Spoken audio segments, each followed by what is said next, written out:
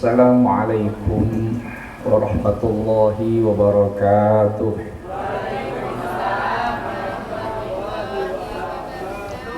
Alhamdulillahi rabbil alamin. Assalatu wassalamu ala sayyidina Muhammadin wa ala alihi wa ashabihi ajma'in. Wala hawla wala quwata illa billahil aliyil azim, amma ba'du. Yang saya hormati Bapak Dr. Deses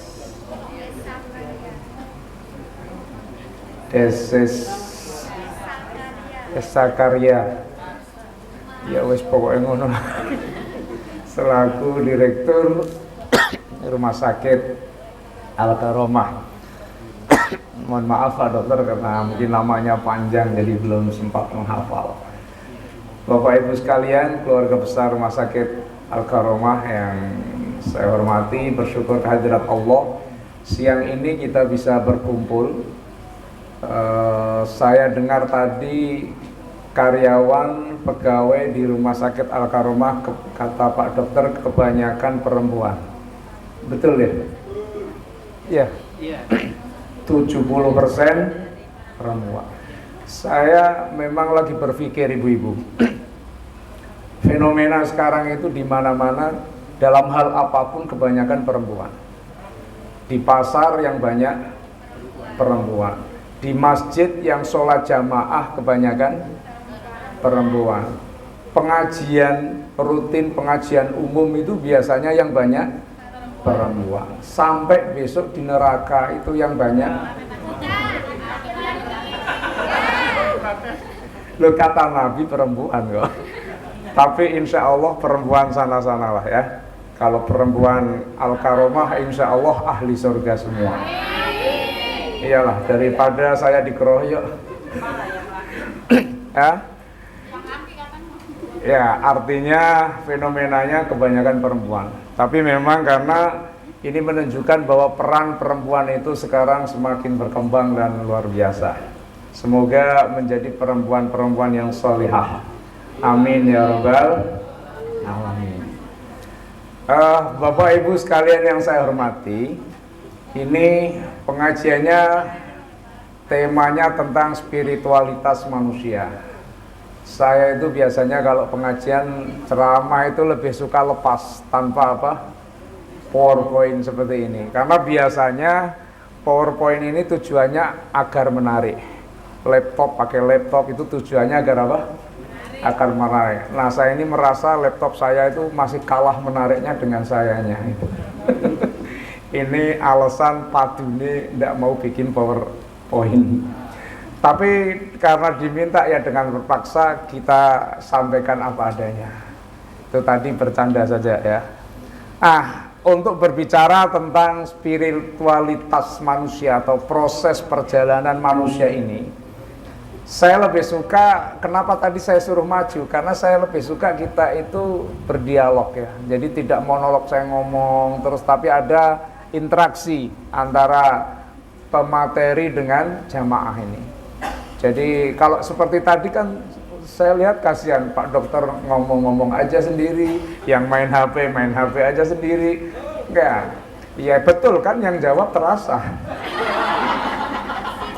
Ya itu pasti yang jawab ini yang melakukan.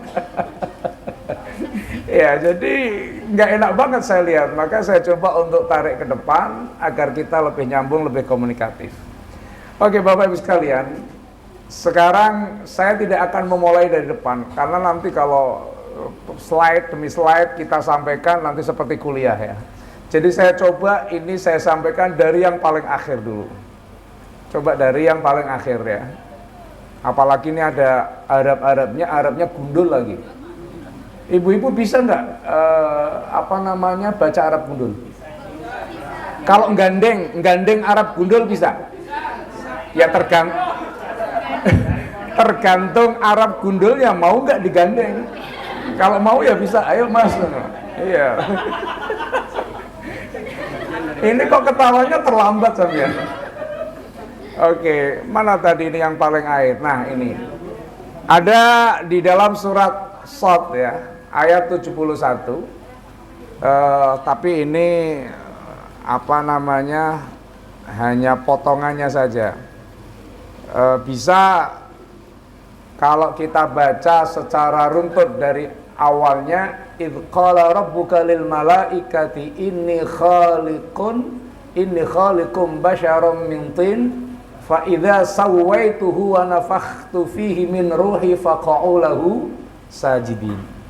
Ketika sudah fa idza sawaituhu, ya, manusia itu ketika sudah sempurna penciptaan jasmaninya, kemudian wa nafakhtu fihi min ruhi, ditiupkan ruh, ya. Ibu-ibu ini kan, bapak-bapak ini kedokteran ini. Penciptaan jasmani manusia sempurna itu usia berapa? Berapa? 4 bulan, ya, usia 4 bulan. Maka ada tradisi di masyarakat kita, kalau usia 4 bulan itu ada acara apa? Ngapati. Tapi 5 bulan nggak ada ngelimani, ya. Adanya cuma ngapati, nggak ada neloni, mitoni ada, ya. Ada sebagian ngambil 7 bulan, tetapi ada juga yang ngapati. Nah, ngapati ini karena penciptaan fisik, ya, secara fisik sudah sempurna.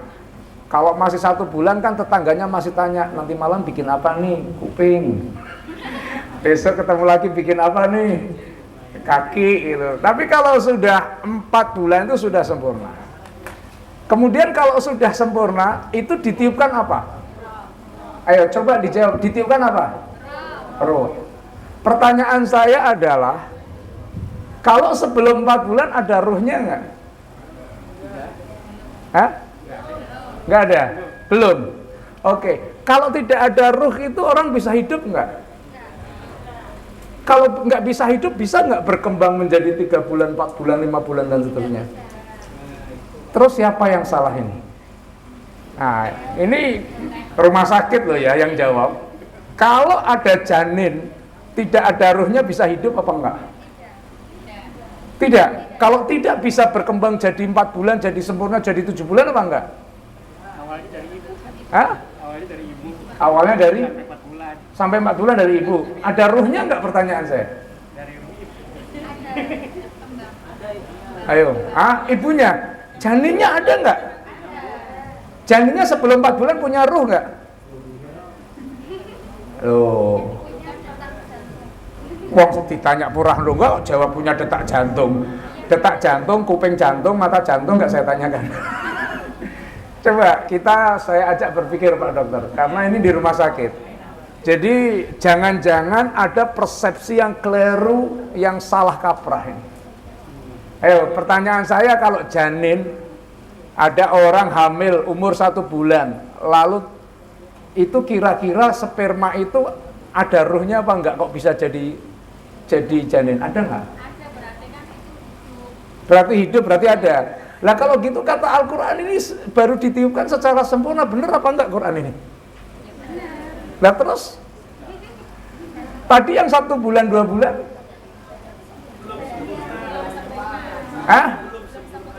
yang belum sempurna apanya? Ketika penciptaan fisik sudah sempurna, itu usia berapa? 4 bulan. Baru ditiupkan ruh. Ya, fisik sempurna usia berapa bulan? 4 bulan kan? 4 bulan. Pada saat usia 1 bulan, 2 bulan, itu fisik belum sempurna. Ada ruhnya enggak? Kalau ada, ngapain ini ditiupkan? Itu dari benda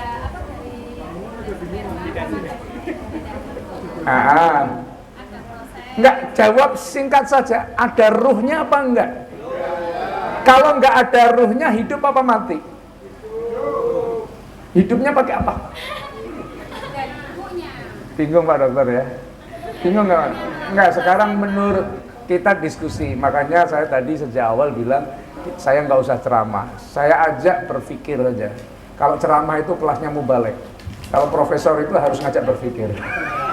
Kalau mubalek saya sudah khatam dulu, 16 tahun saya sudah dari penceramah. Tinggal lihat di MNC masih ada rekamannya, di Indonesia masih ada, meskipun sedikit, ya. Klik Sam'ani, ya ustaz tamu di siraman kolbu apa sudah. Apa kira-kira Pak Dokter? Menurut Pak Dokter ini apa? Siapa yang bisa menjawab untuk memberikan pencerahan kawan-kawan? Oke. Tapi tidak usah apa kecil hati, karena kenapa ini saya sampaikan di Rumah Sakit Al-Karomah. Pada saat saya ceramah di Rumah Sakit Kraton, ada seorang dokter spesialis. Saya kok lupa namanya, tapi dia dokter bedah ya. Kalau nggak salah dokter bedah. Tanya Pak Ustadz. Saya pernah membaca ayat Al-Quran. Ya ini yang dibaca. Ketika manusia itu secara fisik sudah sempurna, fa idza sawaituhu lalu wa nafakhtu fihi min ruhi, kami tiupkan ruh. Jadi ruh itu ditiupkan setelah sempurna penciptaan, dan penciptaan itu sempurna menurut riwayat hadis Nabi itu 4 bulan, 120 hari, dan diakui oleh ilmu kedokteran. Kata dokter ini, saya sebagai umat Islam tentu saya percaya kebenaran apa? Al-Quran. Tetapi yang saya bingung, bagaimana mungkin baru ditiupkan ruh setelah usia 4 bulan? Berarti sebelum 4 bulan tidak ada ruh. Kalau tidak ada ruh berarti mati. Kalau mati ya nggak bisa jadi 4 bulan, 7 bulan, pasti keguguran. Benar nggak? Benar nggak? Nah, kira-kira gimana ini Pak Dokter? Mengkombinasikan antara Al-Quran yang sakral, yang suci, yang pasti benar dengan ilmu kedokteran.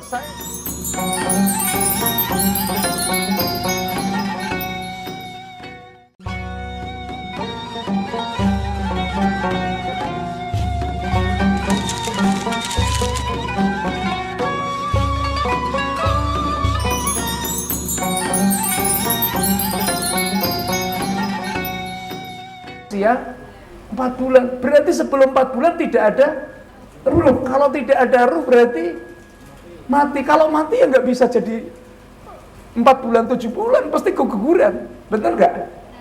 Benar nggak? Nah, kira-kira gimana ini Pak Dokter? Mengkombinasikan antara Al-Quran yang sakral, yang suci, yang pasti benar dengan ilmu kedokteran. Saya yakin semua orang rumah sakit akan mengatakan pada saat tidak ada ruh, sperma janin akan apa? Nggak ada ruhnya akan apa? Mati kan? Kalau mati bisa berkembang nggak? Nah, nggak apa-apa. Sayanya belum pulang, jadi masih bisa saya kasih jawabannya.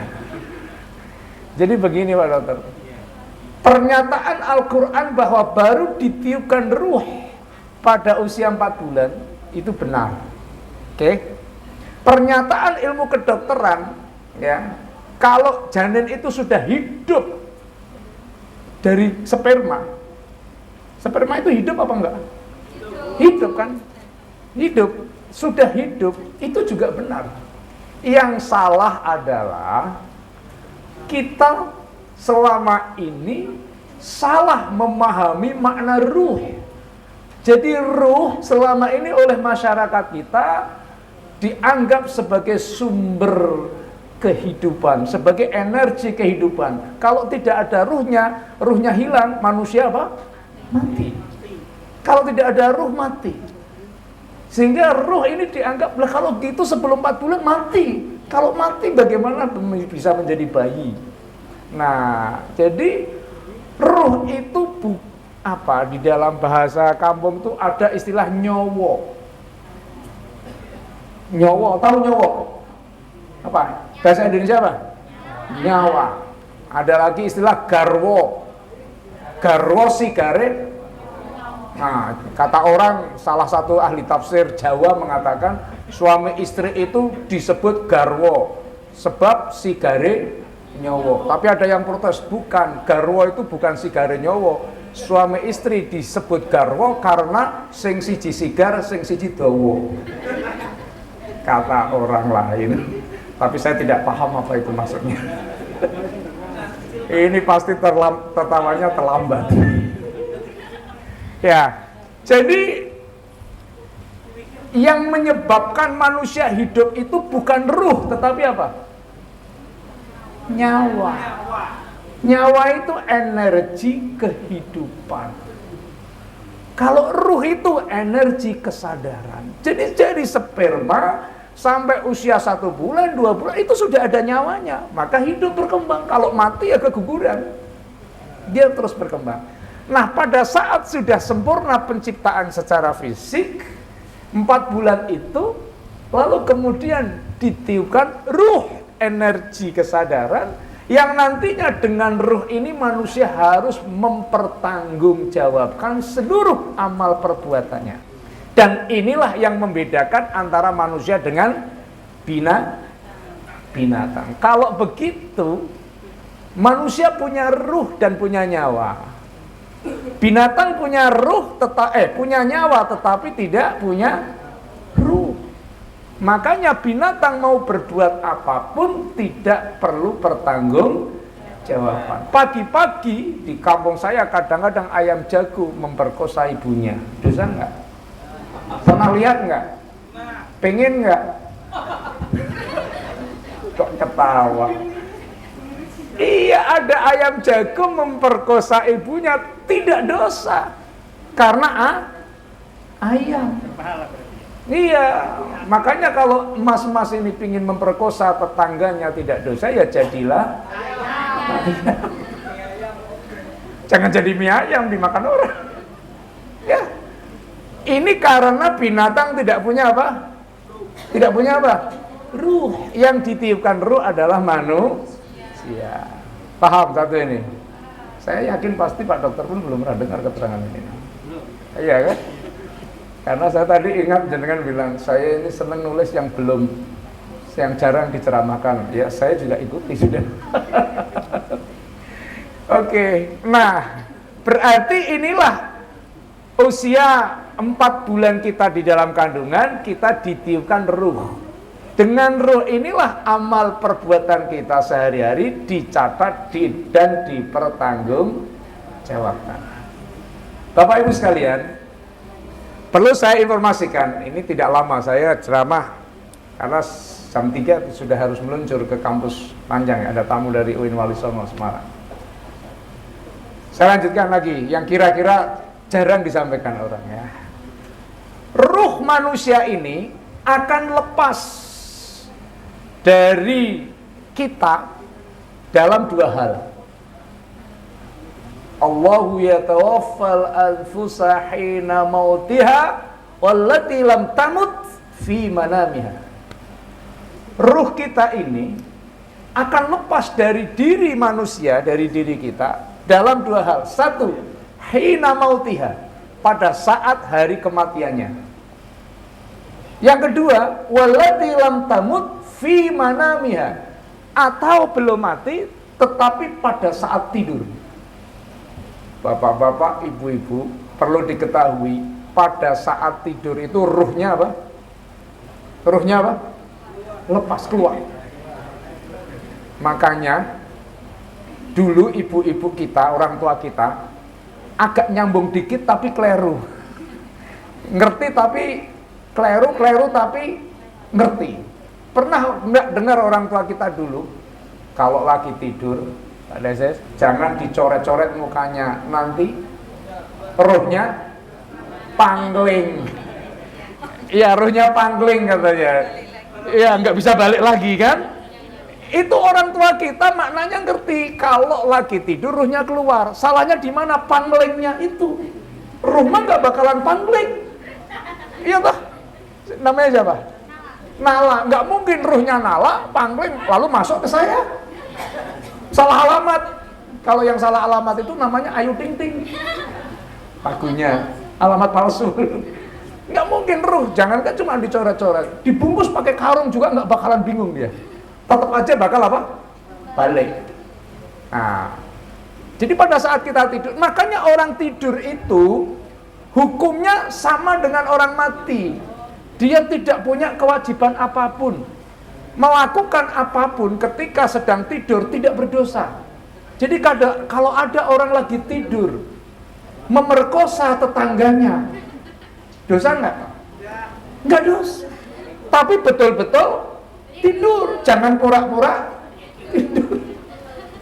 Ada temennya di kantor lagi lewat, tiba-tiba dipeluk, dicium, saya lagi tidur, saya tidur, nggak dosa. Masa tidur kok tahu?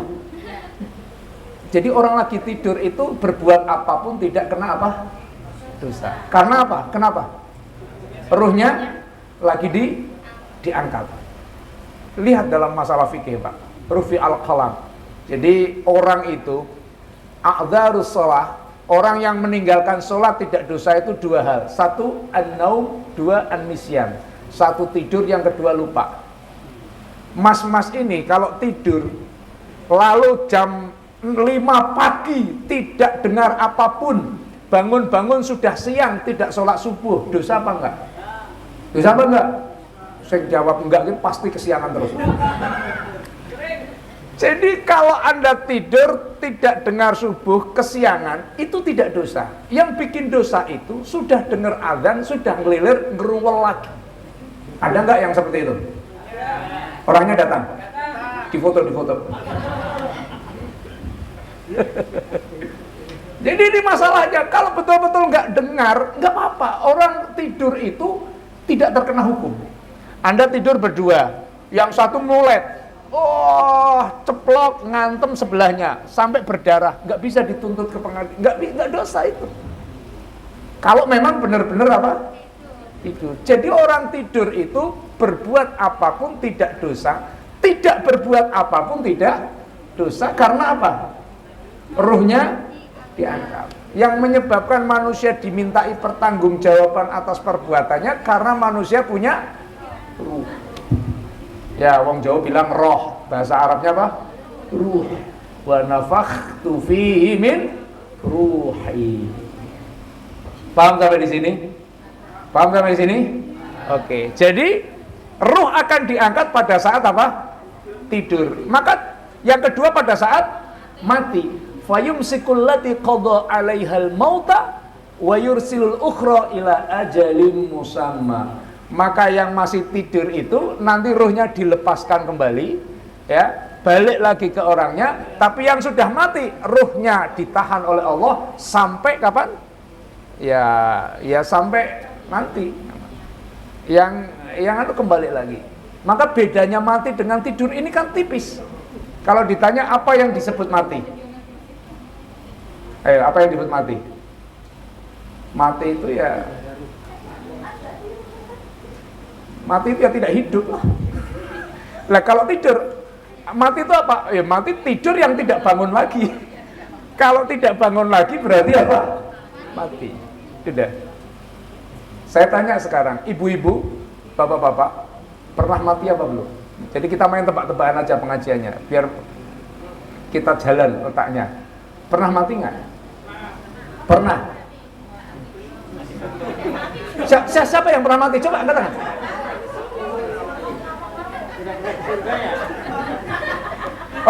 Oke, ini saya bercanda tapi serius. Tolong dijawab, benar dan salah tidak masalah. Wong ini ya kajian ya. Coba acungkan tangan, dijawab dengan serius agar terjadi diskusi. Ibu-ibu, bapak-bapak, ada pernah mati apa belum? Coba siapa yang berani jawab? Jawab aja, asal jawab aja. Belum.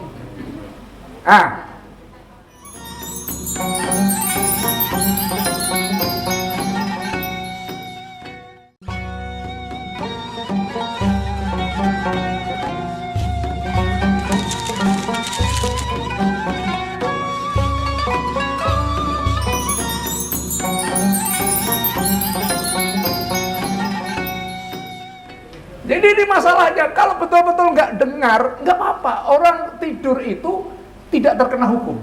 Anda tidur berdua, yang satu mulet, ceplok ngantem sebelahnya sampai berdarah, nggak bisa dituntut ke pengadilan, nggak dosa itu. Kalau memang benar-benar apa? Tidur. Jadi orang tidur itu berbuat apapun tidak dosa, tidak berbuat apapun tidak dosa. Karena apa? Ruhnya diangkat. Yang menyebabkan manusia dimintai pertanggungjawaban atas perbuatannya karena manusia punya ruh. Ya, wong Jawa bilang roh, bahasa Arabnya apa? ruh wa nafakhtu fihi min ruhi. Paham sampai di sini? Paham sampai di sini? Oke. Jadi ruh akan diangkat pada saat apa? Tidur. Maka yang kedua pada saat mati. Fayumsikul lati qada 'alaihal mauta wa yursilul ukhra ila ajalin musamma. Maka yang masih tidur itu nanti ruhnya dilepaskan kembali, ya, balik lagi ke orangnya. Tapi yang sudah mati, ruhnya ditahan oleh Allah sampai kapan? Ya sampai nanti. Yang itu kembali lagi. Maka bedanya mati dengan tidur ini kan tipis. Kalau ditanya apa yang disebut mati?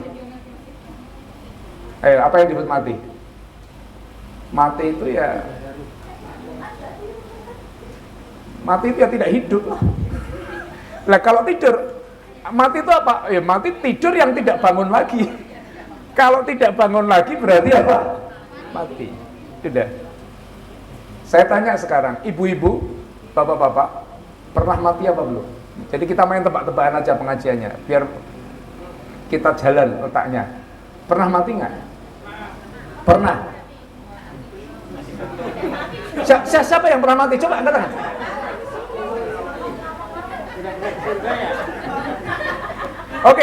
Oke, ini saya bercanda tapi serius. Tolong dijawab. Benar dan salah tidak masalah. Wong ini ya kajian ya. Coba acungkan tangan, dijawab dengan serius agar terjadi diskusi. Ibu-ibu, bapak-bapak, ada pernah mati apa belum? Coba siapa yang berani jawab?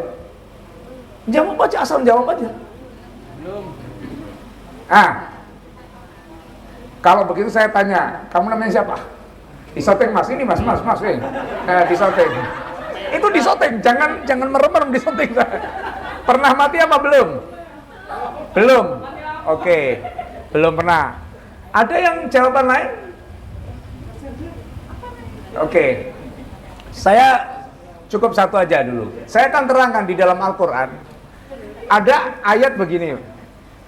Amattana thnataini wa ahyaitana thnataini. Ya Allah, Engkau hidupkan kami 2 kali. Engkau matikan kami juga 2. Jadi manusia itu hidup 2 kali, mati 2 kali. Sekarang ayo kita cek, hidup 2 kali itu kapan saja, mati 2 kali itu kapan saja. Sekarang tadi kan dijawab Mbak siapa tadi namanya?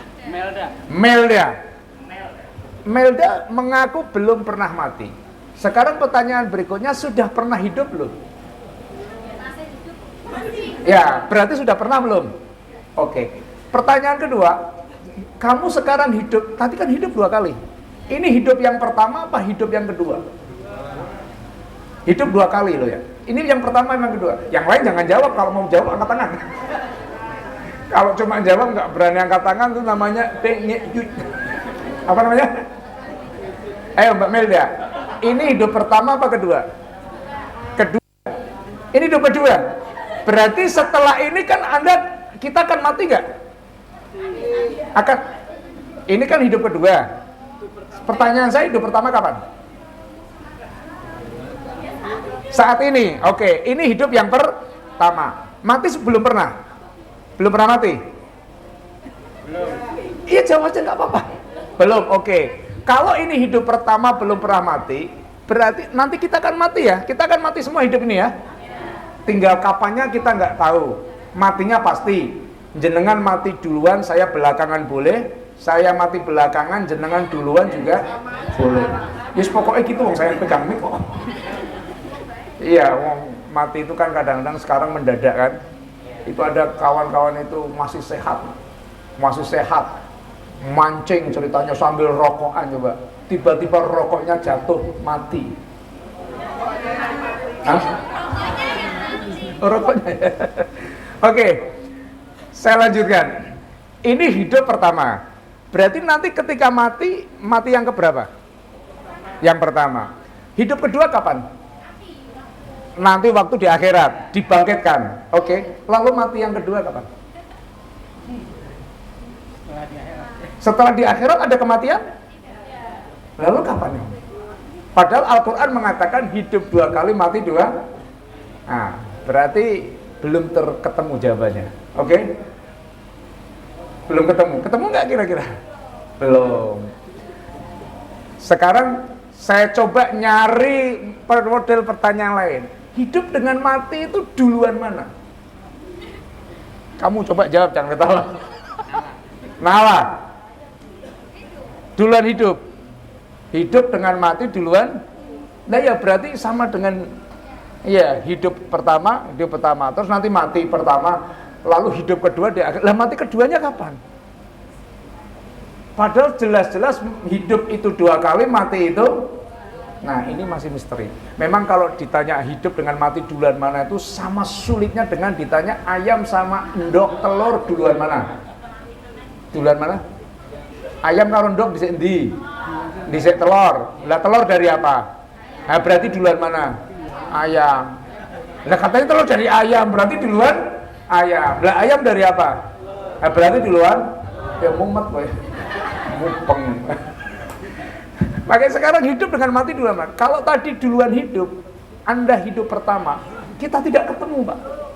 Nanti setelah itu mati. Setelah itu hidup lagi. Terus mati lagi. Kalau sudah mati lagi nggak hidup lagi. Berarti di akhirat tidak abadi. Iya kan? Nah, ada yang berani mencoba keberuntungan menjawab dengan jawaban yang lain? Hidup dengan mati duluan mana? Duluan mati. Oke, berarti ini kan Anda hidup, berarti sudah pernah mati. Siapa yang jawab sudah pernah mati? Loh, takut, kenapa takut? Ayo, angkat, enggak apa-apa, angkat tangan, coba. Mana Huda? Huda? Kamu sudah pernah mati? Kapan? Waktu tidur itu belum mati, wong masih kembali. Berarti kamu ini mayat hidup.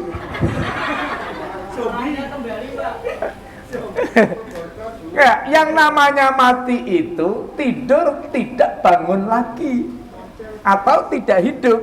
Kalau masih bangun lagi berarti waktu tidur belum mati.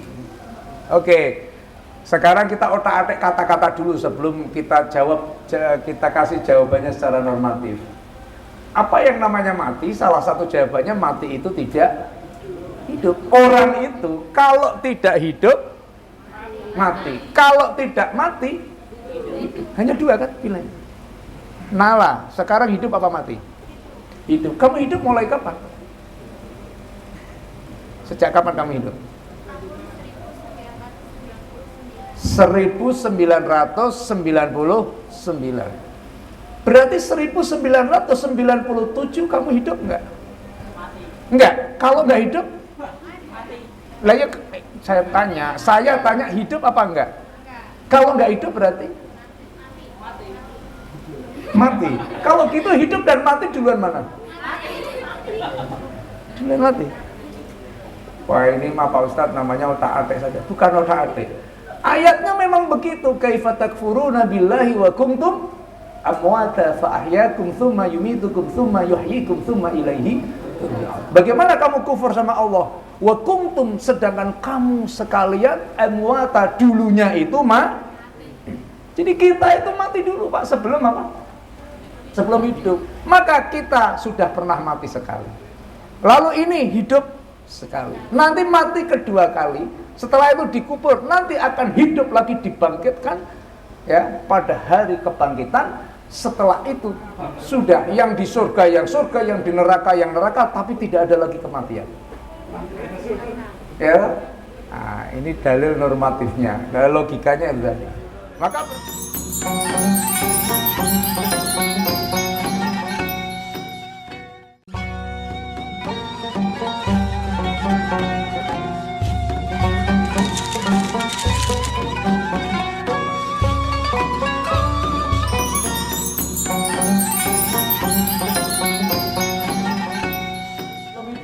maka kita sudah pernah mati sekali. Lalu ini hidup sekali. Nanti mati kedua kali. Setelah itu dikubur, nanti akan hidup lagi, dibangkitkan ya pada hari kebangkitan. Setelah itu sudah yang di surga yang surga, yang di neraka yang neraka, tapi tidak ada lagi kematian. Ya.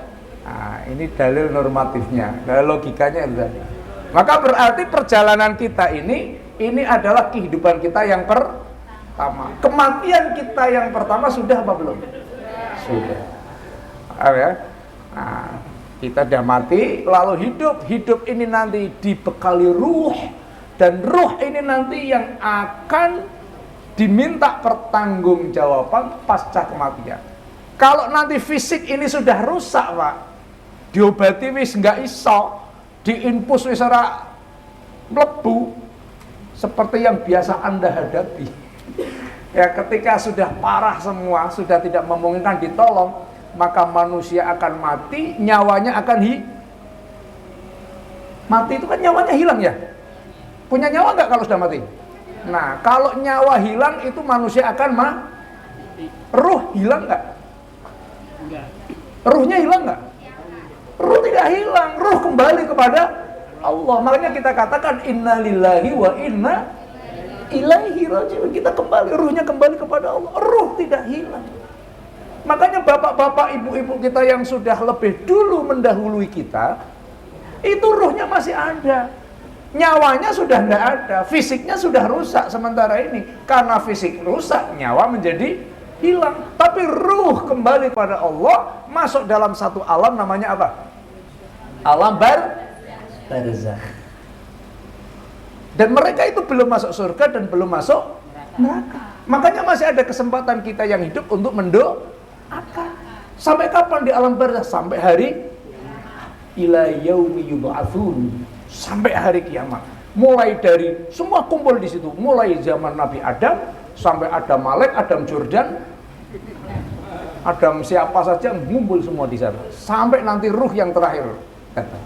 Ada yang tanya begini, Pak Ustadz, kalau begitu kasihan ya yang matinya duluan, zaman dulu, nunggunya kelamaan di alam barzakhnya. Masalah lama dan sebentar itu tergantung perasaan batin. Betul tidak? Buktinya apa? Mbak pernah pacaran dulu? Jujur aja deh. Pernah pacaran nggak? Nah, orang yang pacaran itu, Mas, Masya Allah, ngobrol berdua di pantai jam 7 pagi sampai jam 12 siang, 8, 9, 10, 11, 5 jam ngobrol berdua tidak terasa. Padahal yang ngintip sudah capek semua. Jadi saya nginjen wis gantian, saya pacaran saya santai-santai saja. Kenapa waktu 5 jam tidak terasa? Karena batinnya dalam perasaan berbunga. Mungkin seneng 24 jam krosone sedina tok. Oh iya pancen ya. Ya kan orang kalau lagi suka itu, Masya Allah, orang pacaran itu kan semua indah ya. Bicara tembelek ya ketoke tai ayam. Ya tembelek ya tai ayam, Mas. Kesandung sidik jare pacar, hati-hati sayang, prek. Pacaran sayang-sayang bareng dadi bojone kesandung matamu pecicilan. Gitu nek menit. Ya, jadi seperti ini. Sayang ini sudah jam 3 kurang 5 menit, Pak. Jadi ini baru sampai perjalanan di alam apa? Barzakh. Ini perjalanan manusia itu nanti barzakh. Nanti ada kebangkitan, ada hisab, ada mizan. Ini kalau saya terangkan tuh sampai subuh nggak selesai. Maka gini saja. Ini karena waktunya sudah habis. Jadi nanti gampang. Kalau jenengan ketemu saya di jalan bisa dilanjutkan ditanyakan. Pak Ustadz kemarin belum selesai gitu ya. Ya Pak Ustadz kalau tanyanya di jalan kan nggak enak cuma 1-2 orang ya biar dengar. Kalau biar dengar semua diundang lagi. Nanti pada bulan yang akan datang. Jadi episode kedua. Nah, begitu. Ini rahasia perusahaan. Seperti itu. Ya saya kira itu saja. Karena ini sudah jam 3 kurang 5 menit. Kalau undangannya sampai jam 3. Iya, kita baru sampai di alam apa? Barzakh. Nanti masih ada, setelah itu masih ada kebangkitan, ada titiup sangkakala, nanti ada mizan, nanti ada sirat, nanti ada ya pokoknya masih banyak lah. Itu satu item, satu pertemuan. Ya, jadi nanti bisa bersambung. Nanti di TV Badek bunyinya bersambung ya. Pada episode berikutnya. Ya, saya kira itu ini yang dapat saya sampaikan. Mohon maaf atas segala kekurangan. Mari kita tutup bersama-sama dengan doa. Subhanallahumma wa bihamdika asyhadu an la ilaha illa anta astaghfiruka wa atubu ilaik. Rabbana atina fid dunya hasanah wa fil akhirati hasanah wa qina adzabannar. Wa sallallahu ala sayyidina Muhammadin wa ala alihi wa ashabihi wa baraka wa sallam. Subhana rabbika rabbil izzati amma yasifun wa salamun alal mursalin walhamdulillahi rabbil alamin. Wassalamualaikum warahmatullahi wabarakatuh.